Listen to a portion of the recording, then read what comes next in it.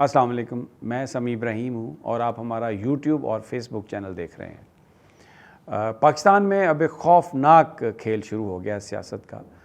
ہو سکتا ہے جو پچھلے چند ماہ سے جو معاملہ چل رہا تھا اب یہ شاید اس کے ہم کلائمیکس کی طرف جا رہے ہیں۔ عمران خان صاحب کی حکومت کو جو نکالا گیا تھا اور اس کے بعد جو سارے واقعات ہوئے وہ آپ کے سامنے ہیں۔ پنجاب نے فیصلہ دیا، ضمنی انتخابات میں عمران خان جیت گئے، لیکن اتحادی اس کو نہیں مان رہے۔ نون لیگ نے پہلے دن یہ کہا کہ ہم ان نتائج کو تسلیم کرتے ہیں، عمران خان کو ایک تاریخی فتح حاصل ہوئی ہے اور ہم سیاسی جماعت ہیں اور ہم اس کو تسلیم کرتے ہیں۔ لیکن آصف علی زرداری، کیونکہ آپ کو پتہ ہے وہ ان کی ایک شہرت جس طرح کی ہے، انہوں نے آ کے شہباز شریف سے رات خفیہ سب سے پہلے ملاقات کی، مولانا فضل الرحمان سے کنسلٹیشن کی اور اس کے بعد یہ کہا کہ حمزہ شہباز کو کوئی ضرورت نہیں ہے استعفیٰ دینے کی، اور رانا ثناءاللہ کا بیان آیا کہ جناب 5 بندے غائب ہو سکتے ہیں۔ اس پر سپریم کورٹ میں توہین عدالت کی درخواست بھی دائر ہو چکی ہے، ارلی ہیئرنگ کے لیے بھی کہا گیا ہے، ہو سکتا ہے کل اس کی سماعت ہو جائے۔ بہت امپورٹنٹ یہ بات تھی، لیکن اب جو صورتحال ہے وہ ایسا لگ رہا ہے کہ جو مسلم لیگ نون کے جو قائدین ہیں، خاص طور پر وہ لوگ جن کا تعلق نواز شریف صاحب سے ہے، مریم صاحبہ سے ہے، انہوں نے جو پریس کانفرنس کرنا شروع کی ہے، جاوید لطیف صاحب نے گفتگو کی ہے، خواجہ سعد رفیق نے گفتگو کی ہے، اور وہ گفتگو کیا ہے؟ یہ کہہ رہے ہیں جاوید لطیف صاحب کہ بند کمروں میں ہمیں یہ بتایا جاتا تھا کہ جناب یہ عمران خان آپ کے خلاف یہ کرنے والا ہے، آپ کے خلاف یہ کرنے والا ہے، جس کی بنیاد پر ہم نو کانفیڈنس کے لیے تیار ہوئے۔ گویا آج وہ یہ بات کر رہے ہیں کہ ہمیں کسی نے اس بات پر اکسایا کہ آپ یہ نو کانفیڈنس کریں عمران خان کے خلاف، یہ ہمارا فیصلہ نہیں تھا۔ خواجہ سعد رفیق نے بھی اسی طرح کا بیان دیا ہے۔ ان کا یہ کہنا ہے کہ اب یہ بات نہیں میں تسلیم کر سکتا کہ وزارت کی وجہ سے میں بولوں ہی نہ، اور یہ بتایا جائے کہ کب تک عمران خان کو لاڈلا رکھا جائے گا۔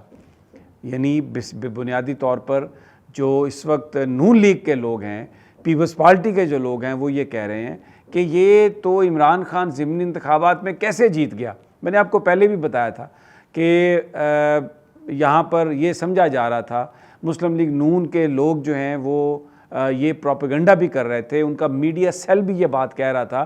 رانا ثناءاللہ کی بات آپ کو یاد ہوگی کہ پی ٹی آئی ہارے گی ان انتخابات میں، مسلم لیگ نون کی 15 سیٹس ہوں گی اور پی ٹی آئی کی 4 سیٹس ہوں گی، یہ رانا ثناءاللہ نے کہا اور بہت سارے لوگوں نے کہا۔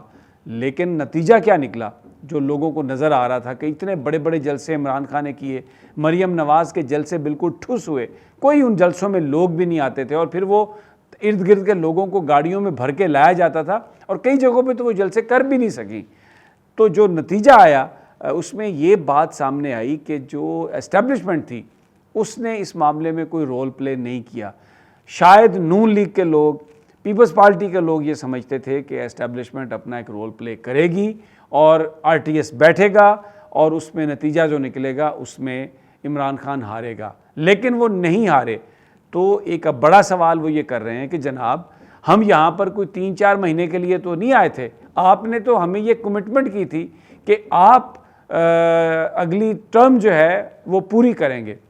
اب بنیادی طور پر یہ ایک بڑا سوال چل رہا ہے پاکستان میں کہ سہولت کار کون تھے اس ساری کہانی کے۔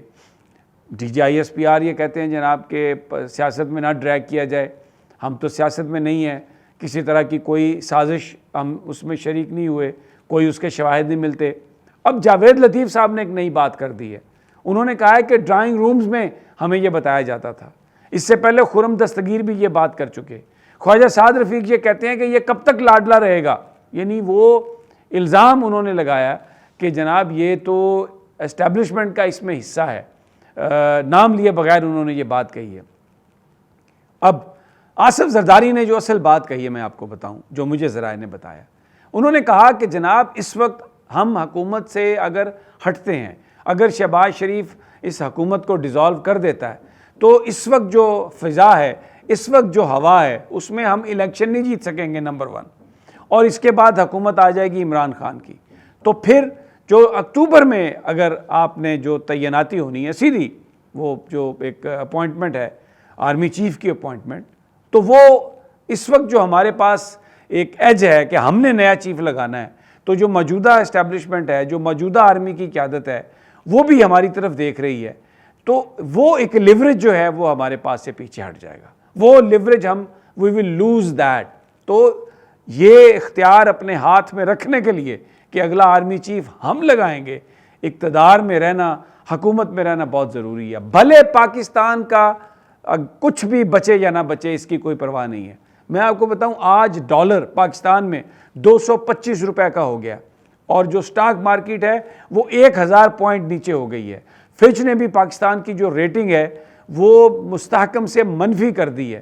اس وقت ایک افراتفری کا عالم ہے, اور بجائے اس کے کہ حکومت یہ دیکھے کہ پاکستان کی معیشت کہاں پہ چلی گئی, آج کے دن صرف کئی ہزار ارب روپے پاکستان کے قرضوں میں اضافہ ہو گیا. اور اس وقت جو انٹرنیشنل مارکیٹ میں جو تیل کی قیمت ہے جو کم ہوئی تھی, اس کی کمی کا بھی پاکستان کے لوگوں کو کوئی فائدہ نہیں ہو سکتا, اس لیے کہ ڈالر کی جو قیمت ہے وہ بہت زیادہ بڑھ گئی ہے. ویسے اب جو تازہ ترین آ رہی ہے اس میں پیٹرول پھر باؤنس بیک کر گیا, تقریباً $106 پر بیرل آج انٹرنیشنل مارکیٹ میں اس کی قیمت ہے, اور ادھر ڈالر 225 روپے کا. تو یہ تیل پاکستان میں اور مہنگا ہو رہا ہوگا. انہوں نے 18 روپے سستا کیا, اب یہ 40 روپے مہنگا کریں گے.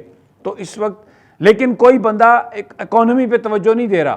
یہاں پر بات ہو رہی ہے حمزہ شہباز کو کیسے بچایا جائے, پنجاب میں کس طرح ایم پی ایز کو اغوا کیا جائے, مرکز میں حکومت کو کس طرح سے بچا کے رکھا جائے تاکہ ہم آرمی چیف کی تعیناتی کا اختیار خود اپنے پاس رکھیں. اور یہ جو ساری صورتحال ہے, اس میں جن لوگوں نے ڈالر کی پرائس کو اوپر کیا ہے وہ اربوں روپے انہوں نے کمائے ہیں. جہازوں میں آپ کو بتا رہا ہوں, جہازوں میں ڈالر جو ہے وہ باہر ٹرانسفر کیا جا رہا ہے. پاکستان میں جو کچھ بھی تھا, کیونکہ آج جو سپریم کورٹ آف پاکستان نے نیب قوانین کے حوالے سے جو ہیئرنگ کی ہے اس میں یہ نظر آ رہا ہے کہ جسٹس اعجاز الحسن, چیف جسٹس عمر الطاف بندیال, ان کے جو سوالات تھے کہ پرسن اسپیسیفک جو لیجسلیشن ہے وہ نہیں قانون کے مطابق, اور یہ بات آج ہوئی, یہ ججز نے آبزرو کیا کہ اجلت میں یہ منظور کی گئی ہے ساری نیب کے قوانین کے حوالے سے جو بھی تبدیلی کی گئی ہے. اور اس میں اب جو پرابلم آ گئی ہے, اور جو پراپرٹیز ہیں ساری کی ساری, وہ جو لوگ ان مقدمات میں تھے وہ کیونکہ پہلے اٹیچ تھی, اب وہ بک جائیں گی properties, third party interest create ہو جائے گا, اور یہ جو احتساب کا عمل ہے یہ شدید طریقے سے متاثر ہو سکتا ہے. تو یہ اس وقت اتنی اکانومی بری ہو رہی ہے کہ یہ کہہ رہے ہیں جناب آصف علی زرداری صاحب کہ ہونے دو اکانومی کو بری, اس وقت فضا جو ہے وہ تو عمران خان کے اوپر ہے, تو جب یہ جائے گا تو یہ بھی اس کو ٹھیک نہیں کر سکے گا, تو اس کو سیاسی طور پر نقصان ہوگا. سیاست کی بھینٹ چڑھایا جا رہا ہے پاکستان, اور زرداری, شہباز اور یہ جو سارا ٹولہ ہے, مولانا فضل الرحمان, کوئی پاکستان کی نہیں سوچ رہا. یہ آرمی چیف کی جو اپوائنٹمنٹ ہے اس کا اختیار اپنے ہاتھ میں رکھنا چاہتے ہیں, بلیک میل کرنا چاہتے ہیں. اور اب یہ لیڈران کہہ رہے ہیں کہ بند کمروں میں ہمیں یہ بتایا جا رہا تھا کہ یہ جناب یہ ہو جائے گا, وہ ہو جائے گا, آپ نو کانفیڈنس کریں, اور ہم نے تو ان کے کہنے پر کی. اب یہ جو ملبہ, کیونکہ ماضی میں بھی انہوں نے کوئی آرمی قیادت کا خیال نہیں کیا, عمران خان نے ادارے کے خلاف کوئی بات نہیں کی, آج تک انہوں نے پاکستان کی جو فوج ہے یہ کہا ہے کہ ہمیشہ اس کو مضبوط رکھنا چاہیے, اور بار بار انہوں نے کہا ہے کہ ملکی مفادات میں ہے کہ میں بہت ساری باتیں میں نہیں کرنا چاہتا اور نہیں کروں گا. لیکن نون لیگ نے ملبہ پھینکنا شروع کر دیا ہے. ایک خوفناک کھیل ہے میرے دوستو اس وقت, اور لمحہ بلمحہ صورتحال تبدیل ہو رہی ہے. جیسے جیسے یہ تبدیل ہوتی ہے میں آپ کو بتاؤں گا. ابھی تک وزارت عظمیٰ سے چمٹے رہنے کی بات ہے, اور اب دیکھنا یہ ہے کہ ان میں سے کوئی اتحادی جو ہے کیا وہ پیچھے ہٹتا ہے, ایم کیو ایم کیا کرتی ہے, باپ کیا کرتی ہے. کیونکہ اگر یہ حکومت رہی اور اسی طریقے سے ڈالر کی اڑان جاری رہی, سٹاک مارکیٹ نیچے جاتی رہی, تو جو پاکستان کی صورتحال ہے یہ اقتصادی صورتحال پوائنٹ آف نو ریٹرن پر خدا نخواستہ پہنچ سکتی ہے. اجازت دیجیے, اگلی ویڈیو تک جلد ملاقات ہوگی. اللہ نگہبان.